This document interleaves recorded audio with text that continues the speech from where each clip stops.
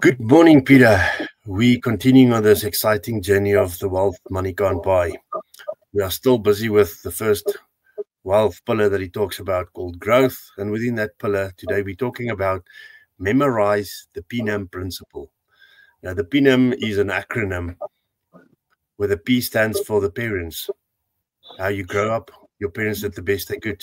The E is for the environment, your TV, the news feeds that you look at, your workspace, etc. The N is for nation. Uh, what does the country that you live in look like? Is it constantly at war or are they peace? The A is for associations, the people that you spend time with. And the M is for the media, the hypnosis, the seduction ads, social media, all those kind of things that plays a role.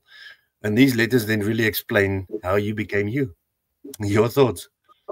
I just think it's wonderful to say that, and it's important that we be aware of how we got to where we are now. But I know that you like to expand and talk about input and output, and so I like those extra comments. Yeah, I think, Peter, when I read it starting on Monday, as we prepared, I read it and I thought it was very interesting. But I almost, when I got to Wednesday and yesterday, I almost felt like these are not prescribed and this is how it's supposed to be. You weren't born with these things and that's where it needs to stick. But all of these items really right now is the input into your life. And you need to decide if these are actually adding value to you living an intentional life. And if not, these are the things that you need to take in consideration when you start changing your habits, your routines, and the way that you go through life. So for me, that was the important part, is to say, understand where it all started, and then decide if that's where you want to go. Otherwise, go and make those changes. Yeah, and I think today's lesson is all about choice. We have choice on all of these aspects.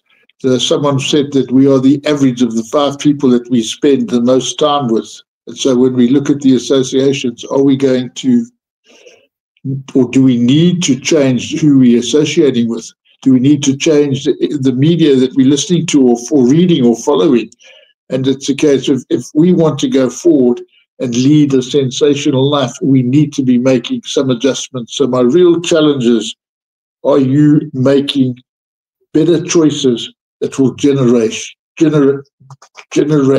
sensational results?